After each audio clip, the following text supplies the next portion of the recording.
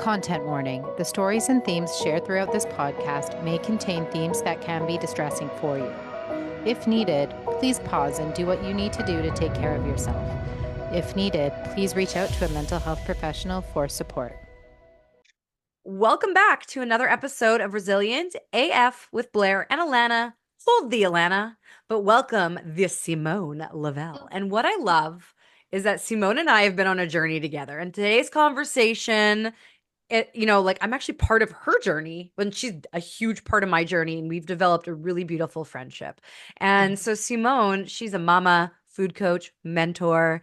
She has been a health coach for over 20 years. Simone helps mamas informed and healthy and transform from the inside out, and they become the best versions of themselves by giving them the tools and roadmaps to achieve optimum health and fat loss. And just so you know, I am not a mama. I mean, I am a fur mama, but she has helped me so much. Like, I actually worked with her. I did one of her programs and lost a significant amount of weight, retrained myself on how to eat. I still use those recipes today because this was like before the pandemic. So I'm really excited that she's here. She teaches her clients how to eat the right food at the right time for the right reasons. She taught me all about balancing my macros, and she empowers her clients and all of her social media followers to make daily changes toward leading a healthier lifestyle. And we live in the same province. We've only recently met in person for the first time, which was amazing. That's wild. And yeah, and she's, currently you can buy Resilient AF, Stories of Resilience Volume 2, read all about Simone's story. But you know what? You don't even have to read it because here we are. I mean, I'd love you to buy the book and read it, but she's here live and in the flesh. Thanks so much for having me, Blair. I'm so excited to be here and to have this important conversation. Yeah, it is like, I think like I know your journey is about your depression and weight gain in postpartum and how you broke the line of dieting from generation to generation, which is this like cycle that we're told like on the news and in the media, like, go on this diet, do this stuff. And it's not about like changing our habits and whatnot. And what I think is so great is that you created all this out of your postpartum depression and weight gain. Yeah, But I never went, I mean, like I had my own struggles with miscarriage and in that way, a bit of postpartum, but I struggled with weight gain because I moved in with my boyfriend who was a great cook and like, very common, by the way. I hear that all the time. yeah. And like, Yeah. anyways, and a friend of mine was doing one of your programs and she was looking good, feeling good, told me about you. And then I explored what you were doing. I did your program and then I came into I did your program again, came into your VIP world, and we just developed a beautiful friendship. And so I'm not a mom. So just if you're listening to this is applicable to anyone. Anyone. Absolutely. Absolutely. Anybody. Yes. Professionals, busy people, that's the world that I understand. But yeah, it came out of a time, it's funny how we get the best gifts through our hardest times, kind of like you, right? And that's why we're here. My gift for myself was my health and loving my body and, breaking that cycle of dieting. But that came out of a really, really hard time. And let's talk about that. Let's like back up to the beginning, like postpartum depression and weight gain. Maybe Mhm. like tell us a little bit about not even a little bit. Tell us your story and also maybe what is postpartum depression and weight gain because there might be some new mamas, soon to be mamas in here. Yeah. Like let's talk about your story and what that is. Yeah. Well, it all started so it goes back to a time where I was growing up with my parents and my mom was just this dieting fiend. That's all she did. That's all she knew. And it was just, one diet after the other and gaining weight, losing weight, gaining weight, losing weight. I watched her weigh herself every single day. There was a tape measure that sat on the bathroom, counter, and she would always be measuring herself and her waist and obsessed with her waist and shrinking it. And I watched this, and so I saw it and from a very early age, it was ingrained in me that this is, the way to live, really. And back then it was the 80s and it was all about low fat, right? And like take out fat, fat is the enemy. And then it was low carb. And so I just saw her, go onto every single fad. And, I was a fairly thin kid. I didn't gain weight easily. And I got to university. And for the first time in my life, I had to fend for myself. And I ate anything and everything. And I gained 35 pounds in 1 year. And this was the first time where I started to like obsess a little bit, right? And I started to learn. I started to learn about food and how to fuel yourself. And so this was when I turned to nutrition. I became a nutritionist and I became a strength and conditioning coach. And I went on to train clients and help clients, lose the weight. I lost the 35 pounds. I was back to my healthy weight and it was good. But there was still this little piece of me that was obsessed with that number on the scale. It was always there. And I then went on to have my daughter. And when I got pregnant, I gained 65 pounds and I continued to gain weight when she was born. I don't even know the end number that I was at. But this was when I was in a full-on postpartum depression. I mean, it was a dark time. Yeah. And yeah, I mean, I'm sure there's others listening to this and they can relate because the more I tell the story, the more people are like, oh my gosh, I had that too. And you know what? In the time, Blair, I didn't actually know that that's what it was. And like, I guess like the weight gain and the postpartum depression feed into each other, right? Like, Mhm. I mean, again, like this is not my wheelhouse, but I am someone who lives with depression who turns to food. Yes. Yes, And you're a it new is. mom and you were a new mom. Mm-hmm. So like you were in survival mode. In survival, absolutely in survival mode, drinking coffee to stay awake and copious amounts of coffee. I remember I'd make this pot of coffee at the beginning of the day, like the old school pots, right? It's drip coffee. And I would drink the entire pot over the course of the day. Do you know how bad that is for your health? Like, it's so bad. It's so bad for Yeah. anxiety, right? And like when you're struggling with depression, there's that anxiety piece, and that coffee is like, it's just feeding it, right? You're Yeah. basically spurting cortisol out of your adrenals. It's hazardous. And so I was exhausted. I was my health was deteriorating in every way. I was suffering from migraines. I was covered in a rash from head to toe that nobody could figure out. Went from doctor to doctor, and they're like, like I had a rash all over my face, and I'm a health and nutrition coach, right? And I'm online. I have a digital course, and I'm like showing up for my videos with the rash all over my face. It was like my health was a mess. And on top of that, the anxiety was like through the roof. And Yeah.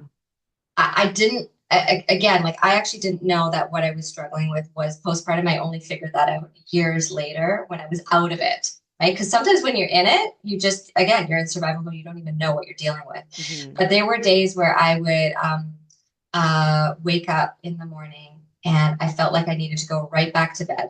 I would go to the bathroom and I would lie down on the floor in my bathroom and I couldn't breathe.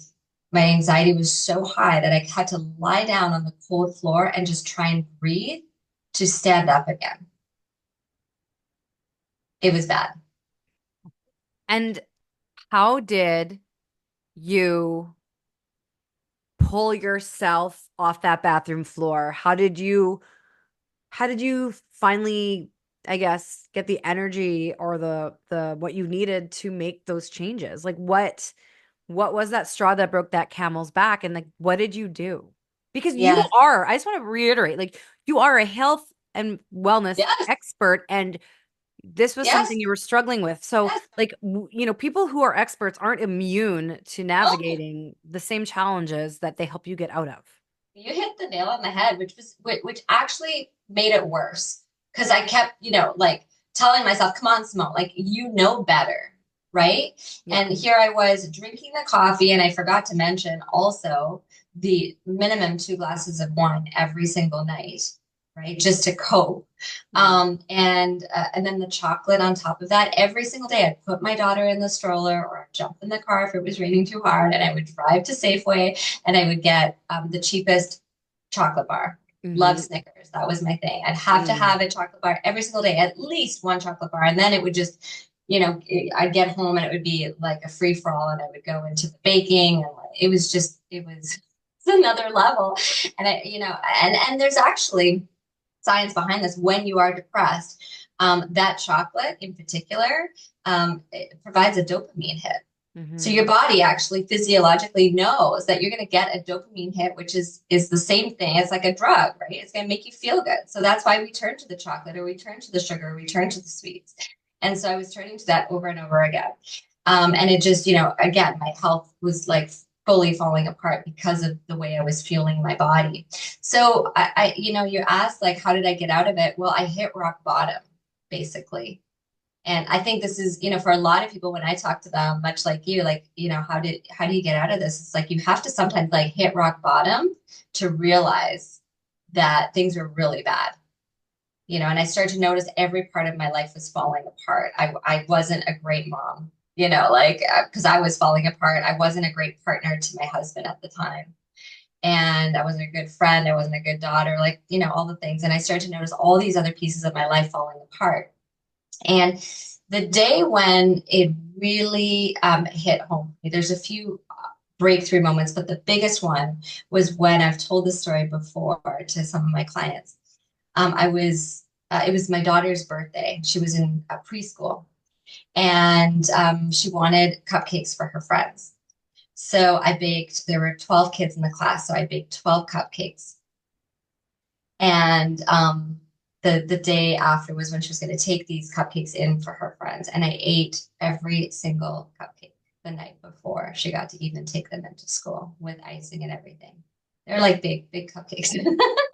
And I remember sitting there after all 12 cupcakes feeling like shit and just thinking, wow, like, here I am. I'm a mom now. This is not just about me. Here I am. My daughter just watched me do that. I'm a role model. And I just did that. I'm a health coach. I just did that. And like, I want to get my life on track. And like, what the fuck is going on? Yeah. So what did you do? How did you get your life back on track? Like, what was this, like, I guess admitting there's a problem is definitely the first step, or knowing that you need to make a change. And sometimes that rock bottom, like, there's nowhere lower to go, or, you hit that rock bottom, but really maybe it's kind of bouncy and you bounce up, you bounce forward. Yeah. What besides, like, once you had that realization, like, holy shit, that was not cool. No. What did you do? Well, I knew that what I'd been trying, because I tried, I'm like, okay, I'm telling my clients what to do. I'm telling my clients what to eat and how to work out. And I would try, like, okay, today's the day. I'm going to work out today. Get it done. But the things weren't sticking that I used to do. So the things that I used to do in my 20s and the things that I had taught my clients up until this point, and the knowledge that I had up until this point, was not enough. It wasn't enough to help me get out of this depression, and make a solid habit out of it, and also like really learn the tools. So I dove into the science of two things: cleansing and macros.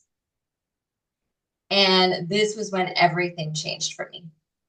So because I'd been eating so much processed food, because I was drinking the coffee, and because I was eating all the chocolate and drinking the wine, my body was just overloaded with toxins. And as soon as I realized that, and realized that I needed to do a detox, but not just any detox, I needed to flood my body with very specific nutrients to help cleanse my liver, that this would be the boost to give me the energy back that I needed, and also to start speeding up my metabolism again. So I started with that, and then I dove into the science of macros. Macros are simply your proteins, your carbs, your fats, but figuring out how many grams of protein I needed, carbs and fat, what are those sources that I needed to go for? Omega-3 fatty acids, what do they look like?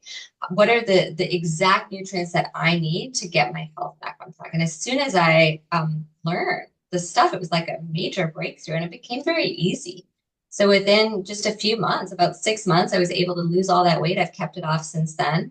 But there was also an emotional and mental component that came with it as well. This is when I started to realize, okay, I got to break this cycle here because clearly that dieting piece had not stopped for me, right? And that number on the scale hadn't stopped, and I really had to overcome some of those mental barriers. Yeah. And so you have the tools, like you have the knowledge to do that. So if someone's listening to this, and like Mm-hmm. this isn't the portion where I'm asking for a solid, like, I mean, like everything you're saying is advice, but like if someone's listening to this and they, are in a similar boat where like they know they need to make a change, what's like the first thing that they need to do? First step, you don't need me. First step, you need just to turn to water. Okay, so most of us, first of all, most of us are super dehydrated. Yeah, drink your water. Yeah. We're super dehydrated. Our body's made up of 70% water. And I'm sure like anyone listening to this is like, oh God, here we go again, rolling their eyes. I always hear water, water, water. Well, that's because it's so important. But there's some nuances around our water. First of all, 8 cups is like the bare minimum of water that you should be drinking. Water is going to detox you.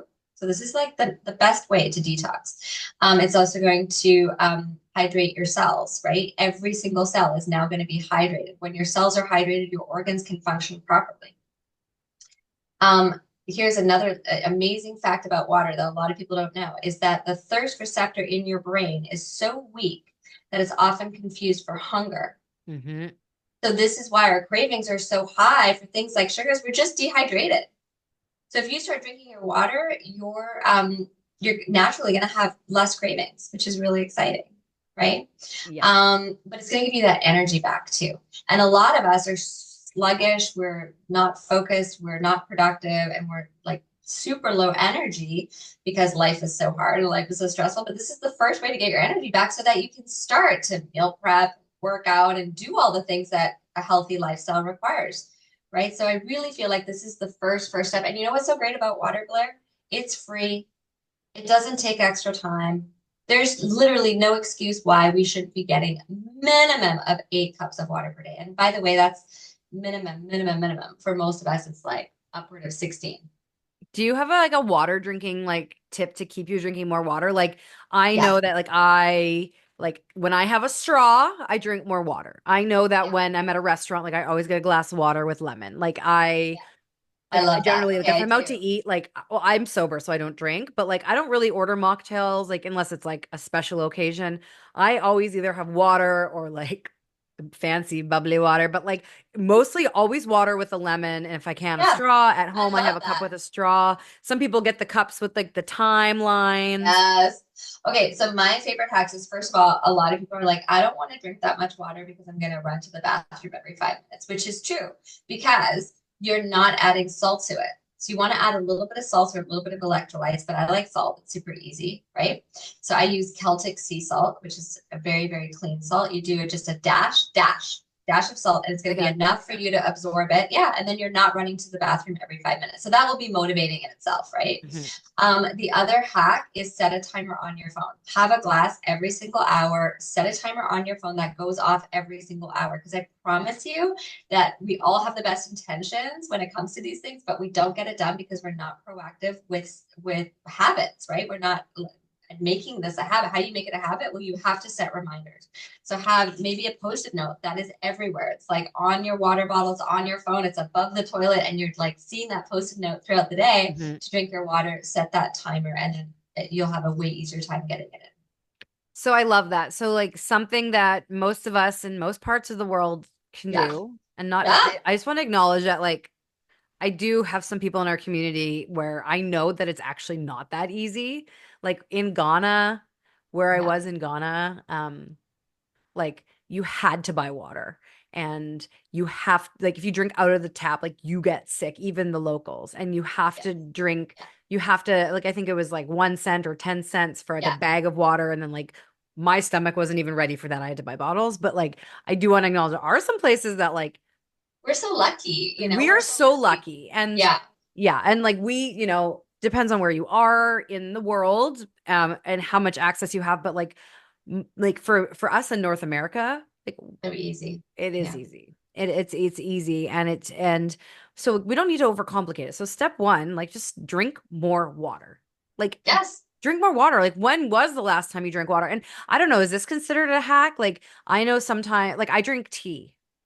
Tea's fabulous, especially this time of year, but make it herbal, right? Yeah. And also choose Usually I the have peppermint. yeah, I have peppermint I love tea. it.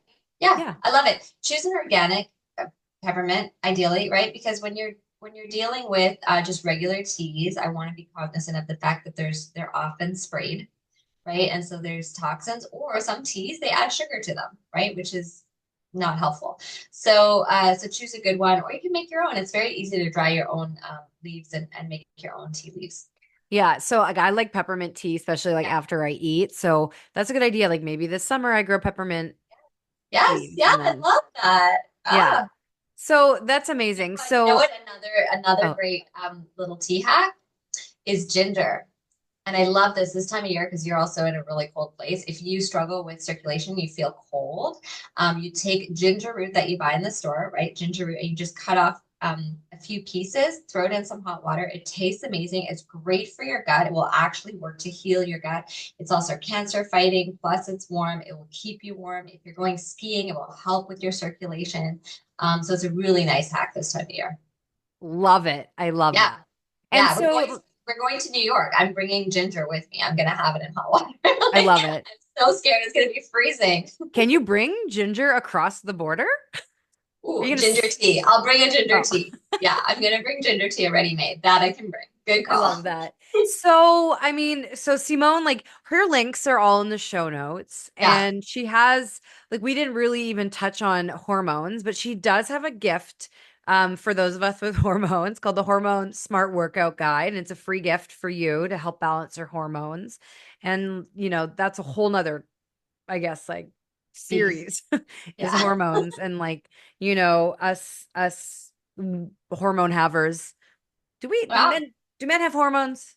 Men have hormones. What? So Yes. everyone has hormones. Everyone has hormones, just men, they don't talk about it as much because they don't go through menopause, right? But here's the thing, when you live a healthy lifestyle, when you're doing all the things, you're going to sail through perimenopause, you're going to sail through menopause, and you won't even notice that it's there. In fact, there's some cultures where they don't even have a name in their language for menopause because they don't have any symptoms. How Oh, amazing is that? well, let's do that. Let's not Let's have, do that. you know what? Ugh. I mean, I have endometriosis at PMDD. Like I would love to have no symptoms of anything, but some of us are not as blessed. But Yeah, hormones is really big, like managing hormones. So absolutely. yeah. So okay, so we touched on your journey with postpartum depression, weight gain. You had it, you grew up in a house where your mom was very much like scale measuring. You went to university, put on the freshman 15 times 2. And You a bit, yeah. a bit. And like then you had the postpartum weight gain and depression and really made a big lifestyle change. And you've kept the weight off, you've balanced your health, you've navigated other hard things in life that didn't throw everything off, which is a Yes, huge testament to the work that you've put in because you're basing it on science, right? Science is one of those things where like it is proven. yes. And yeah, it's proven. And like I can tell you that she has built such a cool program and community. Check out her links on social media and like just start following her. She's such a ray of sunshine. She, has all sorts of fun tips and tricks and she has a gift, like a Oh, I smart workout guide. appreciate So that. I Oh, love I appreciate that. Well, I have to share, just before this call, I actually got on a quick call with someone who's been following me on Facebook. She says she wants to do some private coaching.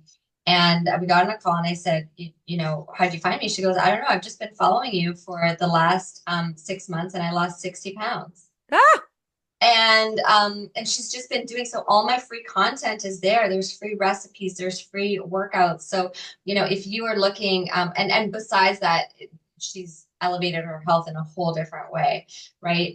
So it's not just about the weight loss, but she was so excited that this is where she's at, and now she's hit a plateau and she wants to do more. So we're going to look at those nuances. But really, like I've got so much free content out there, and so I would love those listening to explore that mhm.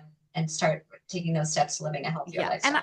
I just want to say like before we, wrap up, you don't need to hit a rock bottom to work with Simone or to like No. follow her. Like it wouldn't like I think it's like why not take a proactive approach? Like we don't need to wait till like we hit that, oh God, I need to make big changes. Like the only way to go is up. Like I think now is a good time. Like we are walking through life. We are thrown hard times and good times and temptations and like what I love is Simone on her. I think you still do this, but like on the workout days, like the hardest day, leg day, you're allowed a treat and you always have a donut. Do you still do Yeah. that? Yes, I love Yeah. donuts. And it's so Yeah. funny because like so I have a trainer and so today was leg day and on leg day I'm always like today's donut day but like I never have like I don't like donuts are not my kryptonite but sometimes it's milk duds but it's like I had a really hard leg day so if I eat a treat it's okay. Yeah. Well, and that's I think where people go wrong is that they get on the latest fad diet and they're like, I'm gonna restrict myself. I'm not having anything and I'm gonna deprive myself. And it only leads to failure, because you Yeah. feel like you are on a diet. And that's the last thing it should be about. It should be about understanding your food, understanding how to fuel yourself properly, but having a strategy to have those treats and enjoy your life. We can absolutely enjoy our life and still see results. 100%. I love that. So, you know, what's a piece of advice you have? I know you've given tons of advice, but like, what is a piece of advice you have for that mama who is now struggling in postpartum with weight gain and depression? Like, from one person who went through it to someone who is maybe in it, Mhm. what advice do you have? Start now. Start now and stop making excuses, right? Because we're always like, oh, I'm going to start in the new year. Or I'm going to start after my son's birthday, after my mom's birthday, after the summer, right? Like we're always making excuses and we're afraid of failure. Many times we don't commit to starting Yeah. because we're actually afraid that we're going to fail, right? Don't be afraid of failing. Start with something as small as water and realize that this is just habits. There's nothing wrong with you just because you have gained some weight or just because you are feeling the depression or anxiety, nothing's wrong with you. These things, obviously see a doctor when it comes to the postpartum and make sure you're getting the help that you need. But all the lifestyle pieces for your health, they're just habits, right? So you're not a good or bad person or flawed if you have fallen off track. It's just a habit that you can build. It takes 30 days of doing something day in and day out for you to start creating that habit and 90 days of consistency for that habit to become a part of you, like brushing your teeth. So just do it. Start 30 days. It's going to start feeling easier after 30 days to do the thing, right? 90 days later, you're not even going to recognize your old self. You're going to be like, oh my gosh, like, why wouldn't I get my workout in? Why wouldn't I drink my Mhm. 3 liters of water today? Right. It's just who you are. So Right. it gets easier, but you got to start now and stop making excuses. I love it. Amazing. Well, Simone, you're amazing. Thank you for joining us. Read her story in our book, Resilient AF Stories of Resilience, Volume 2, out now on Amazon and probably various other places. TheGlobalResilienceProject.com will have all that information for you. And thank you for taking time to inspire our community. Thank you so much for having me, Blair. It is such an honor to be part of this book. It is a movement. Like this is a movement that you've created. I'm so happy to be part of it because more people need to see that this is all possible, right? We are all resilient. It's all in us. But these stories are really inspiring and really help. So thank you so much. I love that one. And thank you for being a part of it. And thank you to you, the listeners, the viewers, the ones out there welcoming us into your ears, your eyes, your brain, getting inspired. You're resilient AF. You can do this. You can get through the hard times. You are not alone. Like, start now. Even listening to this podcast, you are starting now, and Yes. you will get through it. One foot in front of the other, my friends. We are that lighthouse in the storm. We are here to walk through the hard times with you and to celebrate in the good times. And just remember, you are resilient AF. That's a wrap for another episode of Resilient AF with Blair and Alana. And thank you for listening. Are you feeling inspired to bounce forward? Let's connect at theglobalresilienceproject.com, where you can read many stories of resilience, buy our books, shop our clothing line, learn more about how to strengthen your resilience muscle, be empowered, and more. Remember, friends, you are resilient AF.